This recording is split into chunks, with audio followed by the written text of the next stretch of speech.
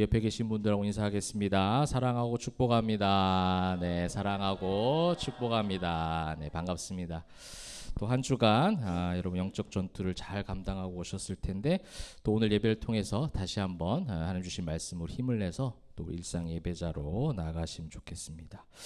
오늘 말씀의 제목은요, 우리 실전 배치 네 번째 말씀입니다. 자, 제목이 뭡니까? 다시 오실 주님을 기다린다는 것은 이거죠. 네, 다시 오실 주님을 기다린다는 것은 무엇일까? 뭐 이런 거죠. 우리가 이제 지난주 말씀에서는 어떤 게 키워드였어요? 지난주 말씀의 키워드. 네. 네. 키워드 가장 중요한 거. 여러분 이거를 일주일 동안 묵상을 우리가 했으면 하는 거거든요. 제가. 그렇죠. 교회에선 예수하면 거의 다 거의 끝나는 무조건 맞는 거니까. 네. 그다음 중요한 거 예수 하나님, 예수 하나님, 성령 하나님 다 나오는데 그죠? 그렇죠. 그리스도. 예수 그리스도잖아요. 그리스도. 기름 부음 받은 자. 그리스도라는 그 단어 가운데 뭐가 다 있는 거예요? 십자가의 은혜. 그렇죠. 구원, 십자가의 은혜, 부활의 어떤 능력. 그다음에 그것뿐만 아니라 뭐까지 있어요? 그렇죠. 다시 오실 재림의 어떤 소망이죠. 다시 오실 주님을 기다리는 그 소망. 그래서 마지막에 그 다시 오심에 대한 부분들을 언급을 조금 하고 마무리가 되면서 누가복음에 오늘 우리 강해 설교의 흐름상 뭐가 나오겠어요? 당연히 다시 오실 주님을 기다린다는 것은 무엇인가에 대한 부분들이 나와야 하겠죠. 여러분 이제 다시 오신다라는 걸 우리가 두 글자로 재림. 근데 이 키워드를 참 이단들이 많이 쓰는 바람에 우리가 뭐 재림신앙, 재림하면은 약간 뭔가 좀 잘못된 신학을 이야기하는 것처럼 생각할 수 있는데 재림이라는 것은 다시 오신다는 것은 굉장히 중요하고 건강한 교회가 가지고 있어야 될 신앙의 어떠한 근간이 되는 부분이에요. 그러니까 복음이라고 했을 때 우리가 구원이라고 했을 때는요. 단번에 하나님께서 이루시긴 하지만 그 구원에 담겨져 있는 의미는 굉장히 넓고 깊습니다. 그죠? 우리가 구원, 복음하면 예수 그리스도, 우리 늘 뭐 예수 그리스도 내 안에 가장 귀한 건 예수. 교회에서 뭐 그 고백 안 하실 분 어디 있어요? 예수님, 그리스도 주일마다 많이 하고 또 평소에도 여러분 많이 하실 텐데 그 단어에 거기에 담겨져 있는 의미는 굉장히 넓고 깊다. 그래서 우리가 그리스도라는 단어 하나에도 아까 말했죠. 그 십자가의 죄사함의 능력이 있고 부활의 능력, 그다음에 재림의 소망이 있는데 이 재림신앙에 대해서 참 많은 오해가 있을 수 있어요. 왜냐하면 십자가 부활까지는 뭐 어느 정도 비슷하게 가다가 요 재림신앙의 어떤 부분, 다시 오실 주님에 대한 부분들의 해석이 뭐 교회 역사적으로도 그렇고 이단적으로 굉장히 많이 잘못된 방향으로 흘러갔던 것을 보게 됩니다. 우리나라의 어떤 이제 근대 한국 교회사를 봐서도 재림신앙이 가장 건강했다기보다는 좀 활발하고 재림신앙에 대해서 많이 이야기가 나오던 때가 언제일까요? 우리 아마 어른들은 잘 아실 것 같아요. 어른들은. 저도 태어나기도 전의 일인 것 같은데 뭐 한 6, 70년대 그죠? 전쟁 이후에 우리나라가 많이 어렵고 힘들고 이럴 때 막 재림신앙이 굉장히 활발하게, 그래서 그때 또 이단들도 많이 생겨났었고, 그러므로 한마디로 이 재림신앙에 대한 잘못된 이해가 첫 번째 어떤 게 있을까요? 뭐 어떻게 보면 이 재림신앙은 어려운 현실을 좀 도피하고 그죠? 회피하고자 하는 경향도 있겠죠. 지금 이 땅의 삶이 소망이 없으니 뭐예요? 내세의 소망을 두는 거예요. 그러다 보니 기독교가 뭐가 됐어요? 내세 신앙을 강조하는 종교처럼 돼버린 거예요. 근데 기독교는요, 내세 신앙도 있죠. 내세 신앙, 천국이라는 것이 있기 때문에 우리에겐 천국 소망이라는 것도 있습니다. 근데 기독교는 내세 신앙만을 강조하진 않아요. 사실은 성경은요, 굉장히 우리의 삶 속에 균형과 그 건강한 밸런스를 쫙 맞춰주거든요. 근데 사단마귀는 늘 극단적으로 쏠리게 만드는 거죠. 그 중에 하나가 가장 사람들이 많이 민감하게 반응할 것 같은 게 바로 이 재림신앙이에요. 다시 오실 주님을 기다린다는 거, 다시 오시게 되면, 그죠? 그러면 거기에 소망을 막 과하게 두는 거죠. 현실을 부정하게 만드는 거예요. 그러므로 어디로 들어와요? 자꾸 교회 안으로 들어오게 만드는 거죠. 이걸 이제 좀 더 극단적으로 한 게 이단들인 거죠. 그렇죠. 가정생활, 직장생활 모든 걸 다 내팽개치고 다 들어와라. 그래서 뭐 우리나라뿐만 아니라 미국 교회사에서도 그런 사건들이 많이 있었고, 그래서 이 재림신앙, 그러면 뭐 재림교주, 그죠? 그런 사람을 재림 예수로 만들어서 재림에 대한 부분들을 예수님께서 다시 오신다라는 그 단어를 굉장히 좀 거북스럽게 만든 경향도 있습니다. 그래서 오늘 성경에서 오늘 본문도 여러분 잘 아는 본문이고 또 병행 본문 그죠? 공간 복음에 다 나오는 사건이에요. 일명 무슨 사건입니까? 변화산 사건이에요. 그죠? 예수님의 용모가 막 변화되고 그 양옆에 모세와 엘리야가 있고 그 베드로와 제자들 야고보 요한 3명이 올라갔는데 그 3명의 제자들이 놀라서 이제 거기 엎드리고 초막을 셋을 짓겠습니다. 주님 여기가 좋사오니 막 이런 어떤 장면들 이제 아마 성경을 또 읽으신 분들은 많이 아는 장면이기도 합니다.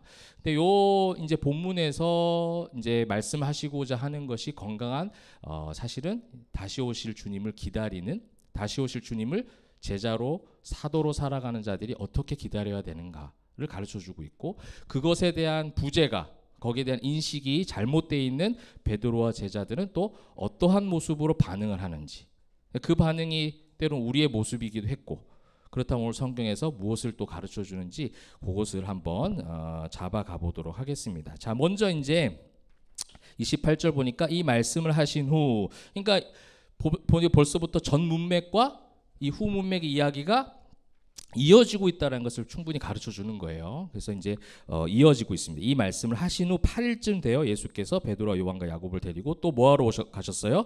네, 기도하러 가셨죠. 그렇죠. 우리가 지난주 봤던 말씀에서도 예수님께서 어떻게 했습니까? 따로 기도하실 때에 이런 표현이 있습니다. 그래서 예수님께서 기도하시러 가는 거예요. 이 분주한 사역 속에서도 이제 주님이 제자들을 데리고 기도하러 가시는 것은 이거를 우리는 또 어떻게 자꾸만 받아들여요? 이렇게 기도를 많이 해야 된다는 거예요. 그래서 산기도, 새벽기도. 이제는 기억도 잘 안 난다. 너무 안 해가지고 그죠?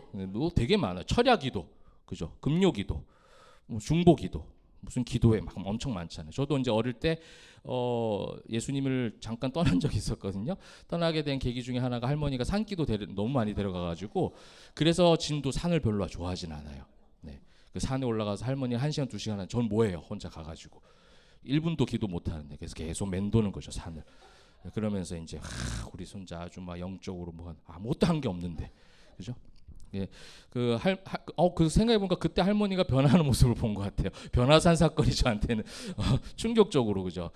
그렇게 좀 다가왔던 그런 기억도 좀 있어요. 그러니까 무슨 기도 그러니까 그 기도 자체가 나쁘다는 게 아니라 우리가 이제 너무 이런 어떤 예수님이 기도하러 가실 때 의미를 너무 그쪽으로 좀 편향되게 좀 해석하는 경향이 있다는 거죠. 이 복음서에서 예수님께서 기도하러 가시고 난 다음에 한 행동이 뭐예요? 지금 지난 본문도 그렇고 오늘 본문도 그렇고 제자들에게 뭔가를 가르쳐 주시죠. 그러니까 이게 중요한 겁니다.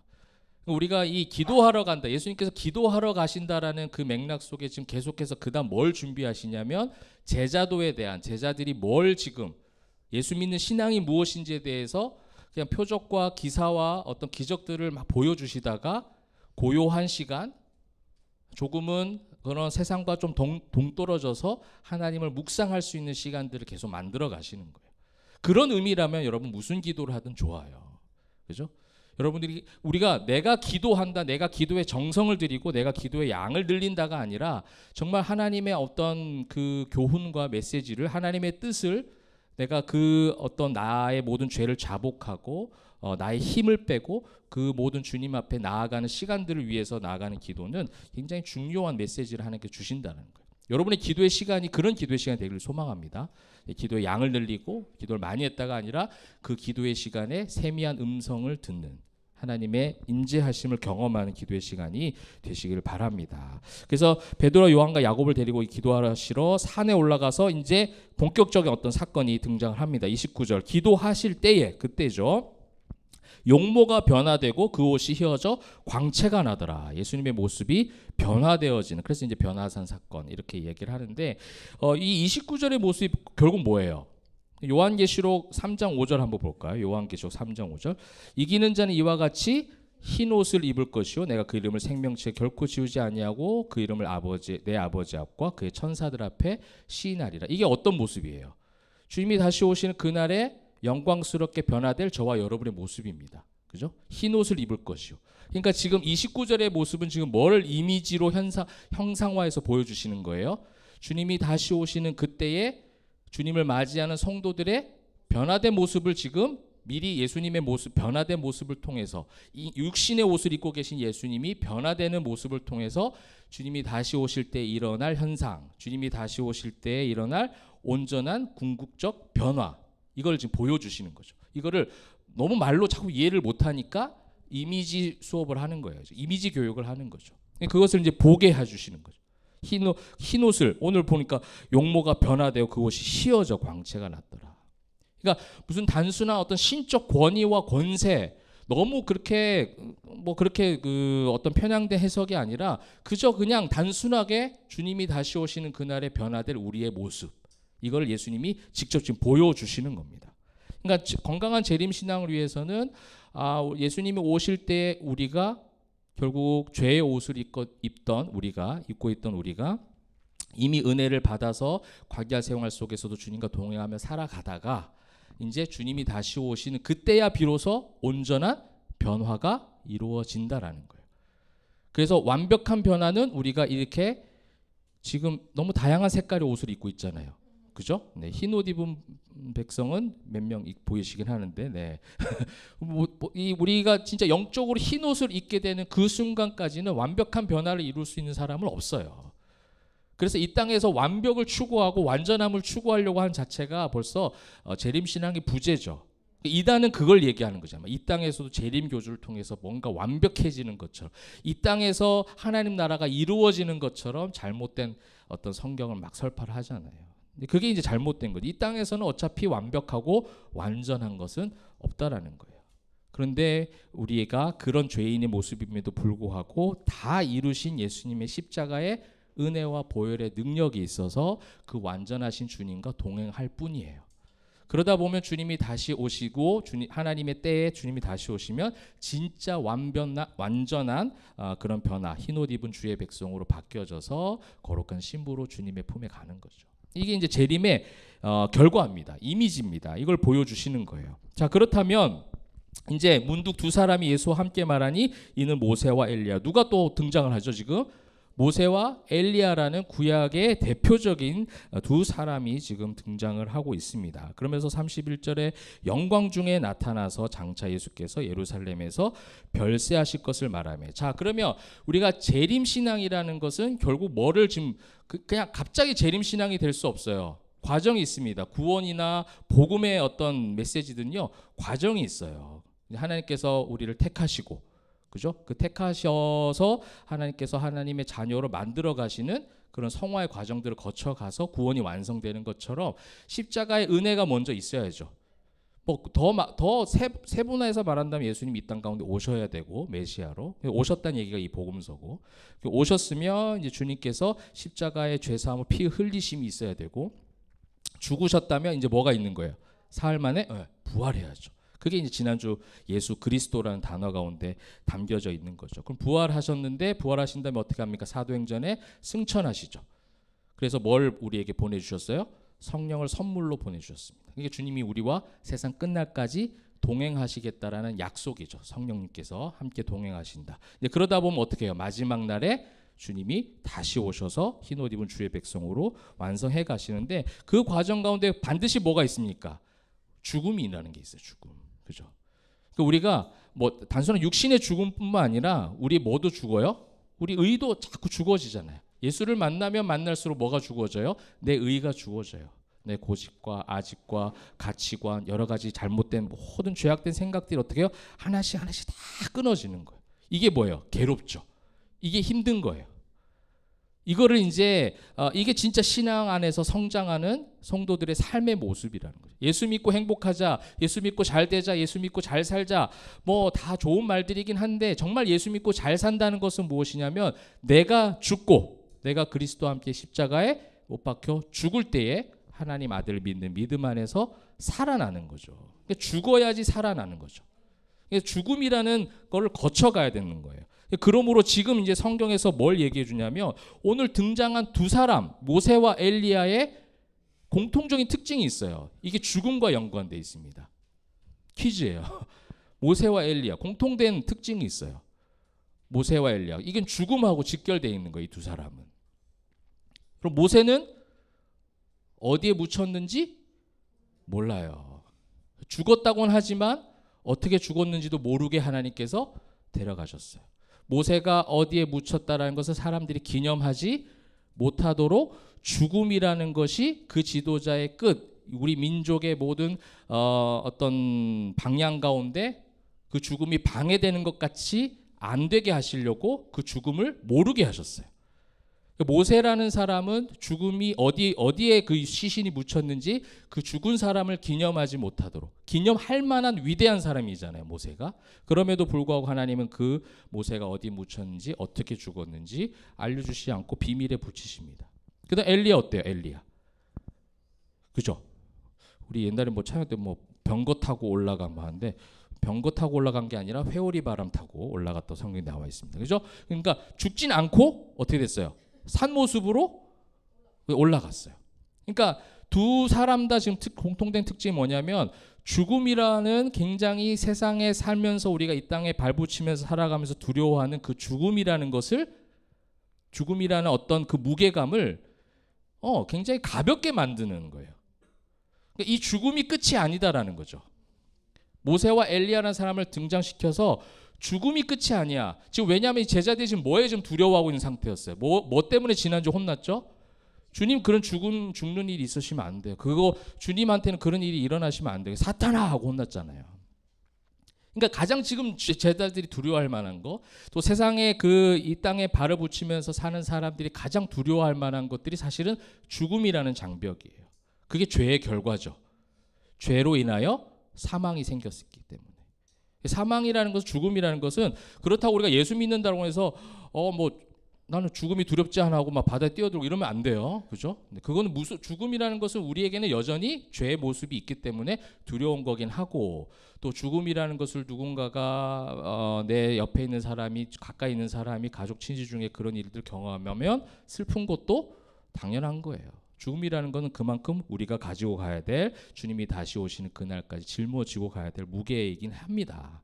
그런데 이 모세와 엘리야를 등장시켜서 정말 건강한 재림신앙은 뭐예요? 죽음도 두려워하지 않을 만큼의 신앙까지 주님께서 지금 보여주시는 거죠. 결국 주님께서 이렇게 흰 옷 입고 부활을 뛰어넘어 지금 재림의 모습까지 지금 이 제자들에게 보여주시는 겁니다. 그러면서 두 번째, 우리가 죽음에 대한 것들에 대해서 더 이제 확실한 이해를 주시려고 하는 단어가 뭐냐면 31절에 예수께서 예루살렘에서 별세하실 것이라고 표현합니다. 그러니까 죽을 것이다라는 표현을 쓰지 않고 별세하실 거. 여기는 이제 헬라어 단어가 나오는데 여러분 너무 잘 아는 단어예요. 네, 이건 원래는 히브리어에 나오는 단어입니다. 이게 출애굽이에요. 엑소더스라는 단어를 누가는 이걸 사용하고 있어요. 죽음이란 단어가 얼마나 많이 있겠어요, 헬라어가. 헬라어는요, 그 세상에서 떠나다라는 표현도 많이 있어요. 다른 단어가 있어요. 다른 서신서에 나오는 단어들이 있습니다. 근데 누가는 지금 이걸 쓰고 싶은 거예요. 우리가 다시 오실 주님을 기다리고 궁극적인 구원을 받는 그것을 위해서는 뭐예요? 결국 이 땅을 떠나는 거예요. 출애굽, 탈출하는, 오히려 더 좋은 거예요. 그 애굽의 그 종살이 하던 그 죄의 종이었던 그 어떤 속박되었던 우리가, 죄의 어떤 구속되었던 우리가 하나님 품에 구속이 되어져서 거기를 떠나는 거죠. 탈출을 시켜주시는 거예요. 죽음에 대한 개념을 완전히 바꾸는 거예요. 근데 이걸 지금 누가 쓰고 있다고요? 누가가 쓰고 있잖아요. 누가 쓰고 있다고요? 누가가 쓰고 있다고요. 누가는 직업이 뭐라고요? 의사예요. 의사라는 사람이 죽음에 대해서 표현할 때 이런 표현 쓰는 게 훨씬 더 이상한 거예요, 지금. 그게 뭐예요? 의사인 입장인 누가가 육신의 죽음을 어떻게 표현한 거예요? 엑소더스라고 지금 표현한 거예요. 예수님의 죽으심은 단순하게 너희가 걱정할 만한 육신의 죽음으로 끝나는 게 아니라 잠시 죄에서 탈출시키는, 그게 십자가 은혜죠. 죄에서 탈출시키는, 죄에서 끄집어내서 빼내는, 그렇게 할 때 뭐가 나타나요? 부활이 나타나는 것이고, 그 부활은 결국 뭐예요? 다시 오실 주님을 기다리는 건강한 재림신앙으로 살아가는 신앙인으로 예수님께서 세워가시겠다라는 거예요. 이 엑소더스, 이 별세하실 것, 이 단어는요 성경에서 3번밖에, 지금 신약 성경에서 3번밖에 안 나와요. 잘 나오는 단어가 아니에요. 그러니까 죽음, 뭐 세상을 떠난다. 뭐 이 사람은 죽은 것이 아니라 잔다. 뭐 이런 표현 예수님께서 하시잖아요. 그때도 이 엑소더스 단어 쓰지 않아요. 누가복음이 지금 예수님의 용모가 변화되어져 가고 있는 이 변화산 사건 가운데 구약에 있는 위대한 두 사람 모세와 엘리야를 등장시킨 것, 그다음에 별세하실 것이라고 표현한 이 두 가지 표현법을 통해서 죽음에 대한 바른 인식을 지금 하고 있는 거예요. 그래서 믿는 사람들이 죽음을 두려워하지 않는 거예요. 그래서 죽음에 대한 이해가 다른 거예요. 그러니 우리가 광야와 같은 세상을 살아가면서 다가오는 수많은 고난과 역경과 어려움들이 있겠지만 죽음보다 더한 거 없잖아요, 사실은. 근데 믿는 사람들이 죽음에 대한 두려움이 없어요. 죽음에 대한 공포가 없어요. 그죠? 그래서 그것을 뛰어넘는 강력한 신앙이, 그것이 예수, 내 안에 가장 귀한 예수로 자리 잡는 순간 뭐예요? 이 땅 가운데 살아가는 모든 것도 두려운 게 없는 거예요. 그게 무슨 역사예요? 그게 사도행전의 역사인 거예요. 여러분 누가복음과 사도행전 썼기 때문에 우리는 계속해서 사도행전과 연결해서 볼 수밖에 없어요. 누가도 그걸 생각하면서 복음서 쓰는 거예요. 아, 우리가 이렇게 사도행전적 삶을 살 수 있었던 것은 누구 때문이다? 오직 예수 때문이구나. 예수님께서 그렇게 우리에게 이걸 보여주셨구나. 예수님께서 그래서 기도하러 가셨구나. 예수님께서 그래서 제자들에게 이것을 가르쳐 주셨구나. 그래서 그 아무것도 깨닫지 못했던 이때도 계속해서 무지해요. 지금 무지한 베드로, 야고보, 요한 이런 제자들이 결국은 주님께서 성령을 경험하게 하시고 성령을 선물로 받은 그들이 사도적 삶으로 변화되는 것을 더 극대화해서 기록하고 싶었을 거예요. 아마. 사랑하는 성도 여러분, 우리에게 가장 뛰어넘기 어려운 세상에서의 고난은 사실은 사망이죠. 죽음이에요. 그런데 그것을 극복하게 하신 십자가의 은혜와 부활의 능력, 재림의 소망이 있음을 여러분 꼭 믿으시고, 그 세상에서 어떠한 죽음보다 더한 건 없으니까 그 어떤 것도 두려워하지 마시고 넉넉히 승리하시길 바랍니다. 자, 그러한 가운데 베드로와 함께 있는 자들이 깊이 졸다가, 그죠? 깊이 졸다가 온전히 깨어나, 이제 그들의 지금 상태를 누가는 또, 그죠? 베드로와 야고보, 요한이 보기엔 얄밉죠. 누가가, 그죠? 누가가 그 영적 상태를 지금 세밀하게 표현하는 거야. 깊이 졸다가 온전히 깨어나 예수의 영광과 및 함께 선 두 사람을 보았습니다. 자, 보았지만 깨닫지 못해요. 두 사람이 떠날 때, 베드로, 그 모세와 엘리야가 떠날 때 베드로가 예수께 여짜오되, 주여, 이제 33절이 중요합니다. 주여, 우리가 여기 있는 것이 좋사오니. 이게 뭐예요? 지금 계속해서 잘못된 재림신앙의 증거예요. 주여, 우리가 여기 있는 것이 좋사오니. 그래서 예수님에 대한 자신의 고백이 그 전에 있었던 전 문맥, 우리가 지난주에 봤던 베드로가 뭐라고 했습니까? 하나님의 그리스도이십니다. 주는 그리스도시요 살아계신 하나님의 아들입니다. 십자가, 부활, 재림이 다 담겨져 있는 단어를 고백하고 선포했지만 재림의 모습을 보여줬고 예수님이 다시 오실 영광스러운 모습을 보여주었음에도 불구하고, 그것을 목격했음에도 불구하고 여전히 알지 못해요. 여전히 알지 못해가 뭐가요? 주님, 여기가 좋사오냐는 거예요. 그게 그 산이 뭐가 좋겠어요. 그렇죠? 그러면서 결국 할 수 있는 게 뭐밖에 없어요. 초막 셋을 짓겠대요. 뭐 대단한 집을 지을 줄도 모르고 초막 셋을 짓겠대요. 여러분, 뭐 이거는 초막절하고도 연관되어 있는데, 이거는 하나님께서, 초막절은 그거예요. 하나님께서 광야에서 이스라엘에게 먹을 것을 공급해 주셨던 것을 회상하면서 지내는 게 초막절이에요. 그러니까 매일의 광야 삶 가운데 하나님께서 우리에게 먹을 것을 공급해 주신 것에 대한 그런 감사죠. 그러니까 이 초막을 짓는다라는 것은 늘 이 현실적인 어려움 속에서, 이 현실적인 불안감 속에서 하나님께서 나를 채워주셨다. 그건 감사해요. 근데 우리가 언제까지 그렇게 살 거냐는 거예요. 언제까지 맨날 그 얘기만 할 거예요. 하나님께서 나에게 늘 풍족하게 채워주셨다. 배고프면 배고프다 막 울다가 하나님께 채워주시면 하나님께 채워주셨다. 뭐 좋은 고백인 것 같은데, 여러분, 이거는 다람쥐 쳇바퀴도는 그냥 하나의 종교인도 할 수 있는 고백이란 말이에요. 지금 베드로, 야고보, 베드로 보십시오. 베드로 예수님의 수제자고 하나님의 그리스도이십니다. 그 누구보다 뛰어난 고백을 한 사람이지만 결국 예수님의 영광스러운 모습을 보고 주님의 다시 오시는 그 부활과 재림에 대한 이해가 없으니 그가 하는 고백은 뭐냐면 초막을 짓겠다는 거예요. 지금 여기가 좋사오니 초막 짓겠습니다. 아, 이렇게 영광스러운 모습으로 우리의 욕구를 채워주시는군요. 그죠? 지금 제자들이 지금 기대하는 예수가 뭐예요? 정치적인 군사적인 메시아잖아요. 영광스러운 모습으로 확 변화되길 바라는 거예요. 어렵고 힘든 사람 고쳐주고 만져주고 말씀 전해주시고 이런 메시아 말고 빨리 지금 세상을 바꾸는, 변모된 모습처럼 세상을 빨리 바꾸기를 바라는 거죠. 끊임없이 이 땅에서의 초점이 있는 거예요. 이 땅에서의 안정과 안위에 집착하게 만드는 거예요. 재림신앙이 없는 거예요. 여러분, 이 땅에서 우리가 광야에서 잘 살아가야죠. 살아가면서 주님의 손길, 동행하심도 경험하고 느끼고 고백하고 찬양하는 거 맞아요. 그런데 이 균형이 중요하다라는 거예요. 결국 마침내 우리는 이 땅에서, 이 땅이 본향이 아니고 결국 우리는 순례자의 걸음이다. 우리는 여행객이지 이 땅이 우리는 본 집이 아니야. 우리는 본향이 따로 있어. 그냥 여행지예요. 지금 우리 여행하는 중이에요. 여행하는 중에 너무 그 여행지에서 자꾸 목숨 걸고 거기서 뭘 하려고 하는 거, 그 어리석음이 이 마귀가 가져다주는 잘못된 재림신앙.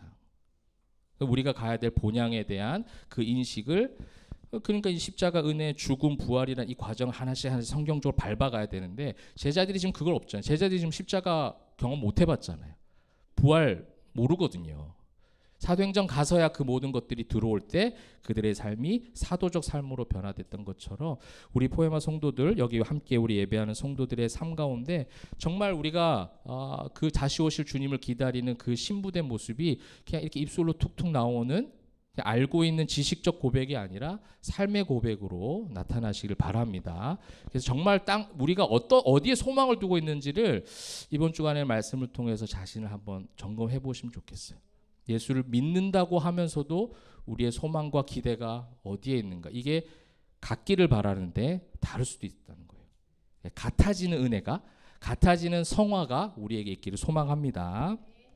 여러분, 그래서 이 어떤 그 주님 여기 있는 것이 좋사오니 초막 셋을 짓되, 이 모든 것들이 뭐예요? 결국 하나는 모세를 위하여, 하나는 엘리야여, 하나는 주를 위하여 내가 하겠다라고 하는데 그 뒤에 말이 되게 재밌죠. 자기가 하는 말을 네, 바로 이거예요. 이거 우리가 예배 때 말씀으로 고백하고 나누고 설교를 듣고 설교하는 사람도 그렇고 설교하는 듣는 자들도 그렇고 자기가 무슨 말을 하는지 모르는 것을 듣고 아멘 아멘 하면서 살아가는 거. 이게 뭐예요? 잘못된 재림. 그러니까 재림 신앙이 있을 수가 없죠. 그러니까 우리가 알고 고백하는 축복이 있기를 소망합니다. 그 다음에 재밌는 게 있어요. 정말 이들이 재림신앙이 건강하지 않는 이유가 이겁니다. 34절과 36절까지의 말씀이 될 것 같은데 이 말할 쯤에 뭐가 왔어요?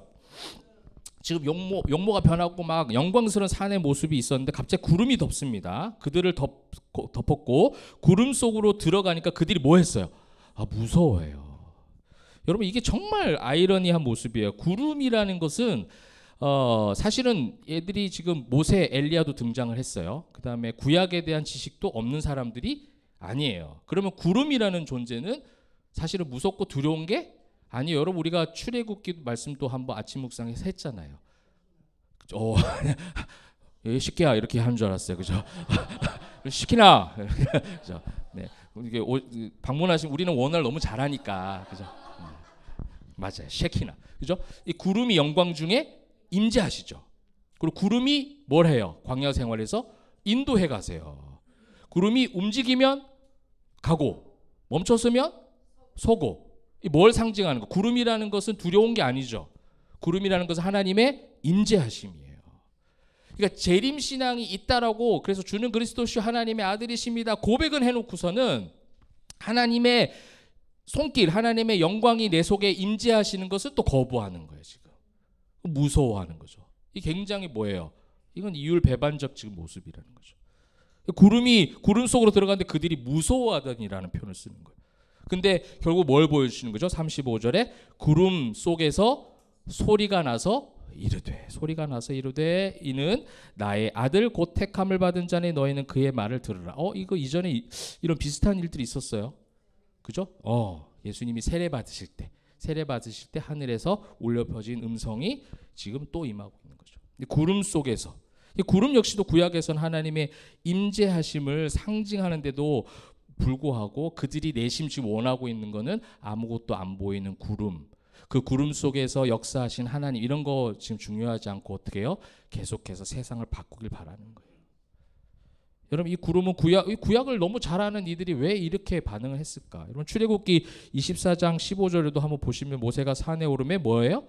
구름이 산을 가리며, 그 다음 나오는 게 뭡니까? 여호와의 영광이 시내 산 위에 머무르고. 지금 말씀이 분명히 이렇게 가르쳐주고 계시거든요. 모세를 만나주시고 구약의 선지들을 만나주실 때 하나님 어떻게 해요? 구름 속에서도 임재하시고, 구름이 거친 가운데서도 임재하시고. 여러분, 구름 속에서만 임재하신다고 제가 지금 말씀드리는 게 아니에요. 구름이든지 아니든지 어떠한 상황 가운데서도 예수님의 다시 오심을 기다리는 믿음의 백성들과는 주님이 한순간도 떠나지 않고 항상 함께 하신다. 여러분, 꼭 그것을 기억하시기 바랍니다. 때로는 고난 가운데도 하나님께서 음성을 들려주시고 알려주시지만, 여러분들이 어떻게 해요? 괜찮은 평안한 가운데서도 누려야죠.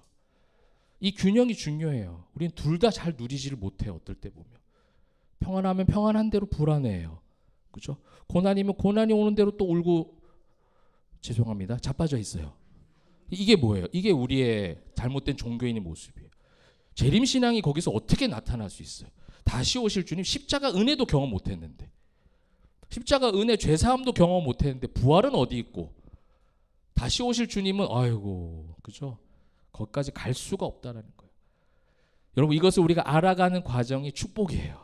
이게 성화예요. 이게 성화. 착하게 변하는 것도 성화긴 한데, 착하게 변하기 이전에 이것을 알아가고 내 속에 쓴뿌리가 뽑혀지면 그래서 착하게 변화되는 거예요. 그냥 단순하게 뭐 우리 변화됩시다, 성화합시다, 순종하세요, 그냥 뭐 따라오세요, 착하게 웃으세요, 여러분 웃으면서 인사하세요, 이런 거 억지로 막 그런 거 자꾸 억지로 시키지 말고, 예수가 들어오면 그게 안 되면 뭐예요? 안 되면 뭐 하나님께서 또 만들어 가신 때가 있겠죠, 그죠? 하나님의 영역 가운데 다 있는 거잖아요. 이 구름 속에서 들리는 하나님 말씀은요, 정말 그 하나님의 영역을 지금 보여주는 거예요. 하나님의 임재하심, 하나님의 음성이 들리는 엄청난 사건인 거예요. 변화산 사건은 예수님의 용모가 변화되었다, 뭐 이렇게 모세와 엘리야가 나타났다가 중요한 것이 아니라, 그들이 여전히 예수를 알지 못하고 있는 상황 가운데서도 구름 가운데 임재하셔서 음성을 내시고, 이는 내 사랑하는 아들이다, 내 택함을 받은 자다. 이게 무슨 음성이겠어요? 너희가 지금은 알지 못하지만 내가 내 아들을 죽이면서까지 너의 죄를 용서해 줄 거고, 그리고 너희가 지금 여전히 무지하고 깨닫고 못 따라오고 있고 나중에 결국 저주까지 하고 배반하겠지만 불가항력적 은혜로 내가 너희를 사랑하고, 그죠? 구속하겠다. 이런 은혜가 지금 그 말씀을 지금 해주시는 거예요. 그러면서 뭐라고 말씀해 주십니까? 너희는 그의 말을 들으라 하고 이렇게 얘기하는 거예요. 사랑하는 성도 여러분, 우리가 정말 건강한 재림신앙은요, 그렇게 하나님의 말을 듣는 거예요. 하나님 말을 듣는 거예요. 여러분, 하나님 말을 듣는다라는 거 당연한 것 같고, 신앙생활하는 모든 연수 중에 여러분들이 늘 들어왔던 말씀 같지만, 저는 개척하고 3년 동안 그걸 너무 많이 경험해 봤어요. 아, 내가 하나님 말 진짜 안 들었구나. 하나님 말을 듣는다는 것은 이거구나. 엄청난 씨름이에요. 엄청난 어떤 깎임이에요. 정말 잠잠해야 되고, 그 속에서 하나님 말을 듣는다라는 것은요, 내가 다 죽어지는 거예요. 그때 뭐가 느껴지는 줄 아세요? 그때 십자가가 느껴지기 시작해요. 아, 주님이 그 길을 가셨던 게 그때에서야 느껴지기 시작해요. 그리고 회복되는 부활을 그때서 조금씩 알게 되는 것 같아요. 그래서 누가 얘기해요. 예수 믿은 지 1, 2년밖에 안 됐다고. 네. 근데 제가 그 말을 너무 공감이 돼요. 정말 그렇게 얘기하고 싶을 정도로. 우리가 신앙생활, 저는 제 나이만큼 했잖아요. 모태신앙이기 때문에 제 나이만큼 했지만 예수를 믿은 지 정말 오래 안 된 것 같이 느껴질 정도로, 직분도 목사였지만 하나님 말을 들은 게 맞나? 내가 십자가를 알았다고? 부활을, 다시 오실 주님 수없이 외쳤습니다. 수없이 찬양하고 외치고 사람들에게 나누고 전했습니다. 근데 내 안에 그게 없는 거예요. 내 안에 가장 귀한 그 이름 예수.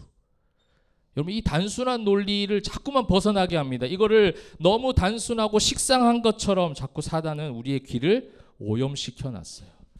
다른 뭔가 자꾸만, 지난주에도 말했지만 더 이상한 자극적인 것을 자꾸만 듣도록 만드는 거죠. 교회 안에서도.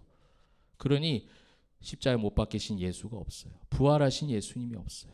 다시 오실 주님, 다시 오실 예수가 우리 안에 없으니 이 땅에 초점을 두고 사니 주님 여기가 좋사오니 겨우 한다는 것이 초막새 짓겠다고 지금 하는 거죠.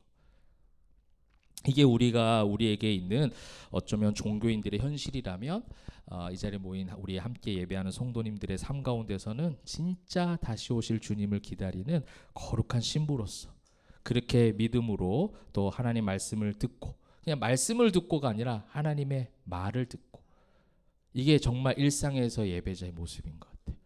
그죠? 오늘 말씀을 듣고 그러보다는 오늘 제가 그 표현 너무 좋은 거예요. 그의 말을 들으라. 그죠? 그냥 일상에서 수없이 쏟아지는 주님의 음성. 주님은 늘 가르쳐 주시거든요. 부모처럼. 우리 부모들 어린아이들 다룰 때 어떻게 해요? 그죠? 계속 얘기하잖아요.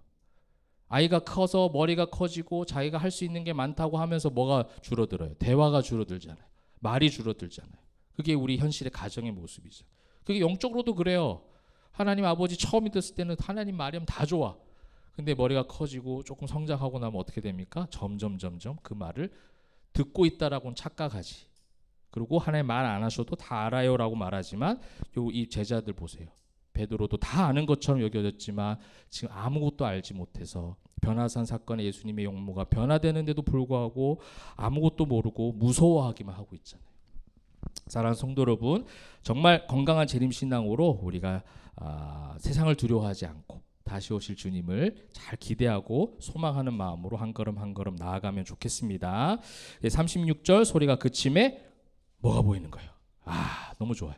오직 예수만 보이더라. 그죠? 오직 예수만 보이더라. 제자들이 잠잠하여 그 본 것을 무엇이든지 그때에는 아무에게도 이르지 아니라. 다른 마태와 마가에서는요 예수님께서 지난 누가복음 말씀처럼 말하지 말라라고 얘기를 하세요. 근데 누가에서는 그렇게 표현을 하진 않고 그냥 제자들이 그 본 것을 아무에게도 이르지 아니하였다. 이거는 뭐 아무에게도 이르지 아니하였다라는 것은 결국 뭐예요? 아직도 잘 알지 못해요. 자기도 자기가 한 말을 알지 못하는 거죠. 그러면서 무슨 복음이 전해지겠냐는 거예요. 그래서 한국교회 복음이 안 전해지는 거예요. 예수를 자꾸 가리우니까 다른 게 자꾸 커지죠. 다른 거를 더 크게 보이도록 만들었잖아요. 우리의 눈 가운데. 그러니 예수가 안 보여요. 예수가 너무 작게 보여요. 희미하게 보여요. 그러니까 자신 있게 뭐를 증거하지 못해요. 그래서 뭐만 할 수 있어요? 전도지 들고 가서 예수 전당 불신지요 이런 거밖에 못하는 거예요. 교회 꼭 오세요 막 이거밖에 못하는 거죠. 그럼 이것도 하더라도 뭐가 있어야 돼요? 예수를 알아야지. 예수를 알고 전해야지 거기에 능력이 있지. 근데 그걸 모르고 그냥 행위로 만족하는 거예요. 기도도 예배도 헌신 봉사하는 모든 것들이 다 포함되는 겁니다. 여러분 십자가의 은혜와 부활의 능력, 그 다음에 주님이 다시 오실 재림의 소망, 이것을 같이 함께 품고 예수, 내 안에 가장 귀한 예수, 그 이름 예수 그리스도, 그것을 고백하고 선포할 때 여러분의 삶 가운데 모든 것들이 다 확 따라오면 좋겠어요. 그 기대와 소망과 능력과 그 동행하심 이런 것들이 그냥 그 예수 그리스도 이름 한번 선포하면 여러분 삶 가운데 막 쏟아지면 좋겠어요. 저는 그렇게 여러분 항상 기도하고 또 여러분 그렇게 되기를 바라는데 아마 하나님께서 그런 은혜를 주시는 것 같아요. 그런 은혜 주시는 것 같아서 여러분 용모가 지금 하얗게 변하진 않지만 그래도 환하게 이렇게 지금 웃고 계시는데 그러한 어떤 신앙의 자신감으로 또 일상에서 삶 가운데 넉넉히 살아내시는 저와 여러분 되시기를 소망합니다. 아멘. 네, 말씀을 맺도록 하겠습니다. 1972년에 나온 노래이거든요. 남진 씨가 부른 노래입니다. 저 푸른 바로 설교문 봤어요? 초원위에 그림 같은지 그거 반주하는 줄 알았다. 깜짝이야. 그건 반주하면 안 되지. 네. 사랑하는 우리님과 한평생 살고 싶어. 이제 아마 그때도 그랬던 것 같아요. 이제 힘든 어떤 시기들을 가난하고 어렵고 힘든 시기를 지나가다가 막 이제 나라가 뭐 하던 시대겠어요. 막 잘 살아보세 하던 시대였던 것 같아요. 좀 가난과 배고픔을 좀 끊고 한번 좀 잘 살아가 보자. 그래서 뭐 중간에 가사도 그런 게 있어요. 뭐 굉장히 단순하게 가사가 쓰여져 있더라고요. 봄이면 씨앗 뿌려, 여름이면 꽃이 피네, 가을이면 풍년되어, 겨울이면 행복하네. 굉장히 단순하죠. 멋쟁이 높은 빌딩 의시되지만 유행 따라 사는 것도 제 멋이지만 반딧불 초가집도 님과 함께면 나는 좋아 님께 함께라면 네, 이런 노래가 있어요. 근데 이 노래 뭐 갑자기 제가 설교 준비하다 갑자기 생각나서 보니까 괜시리 은혜가 되더라고요. 네. 앞에는 뭐예요? 그림 같은 집을 짓고 뒤에는 반딧불 초가집도 님과 함께라면. 그러니까 세상은 막 빌딩을 세우고 살아가고 배고픔 잊자고 살아가지만 아마 그 작사 작곡자 노래하는 사람의 감정 가운데 그게 있을 거예요. 중요한 걸 놓치고 우리가 살아가는 게 아닌가, 그죠? 그게 사랑하는 님과 함께라면 늘 그 안에서 행복을 누려야 되는데 뭔가 조건이 자꾸 붙어야 되는 거죠. 잘 살아보세, 배고픔이 없어져야 되고 가난함이 없어져야 되고 풍족해져 막 이런 게 오니까 그냥 단순하게 아마 노래를 경쾌하게 그러면서도 좀 애환이 담긴 어떤 심정을 가지고 불렀던 노래가 아닐까 그런 생각하게 됩니다. 오늘 말씀도 마찬가지. 우리도 마찬가지. 우리 더 그런 고백할 줄 알아야 되잖아요. 남진 씨도 하는데, 그죠? 우리 더 그분도 믿는 분이시죠? 장로님, 그죠? 남진 장로님. 아마 그런 어떤 신앙적 고백이 담겨져 있는 가사 같아요.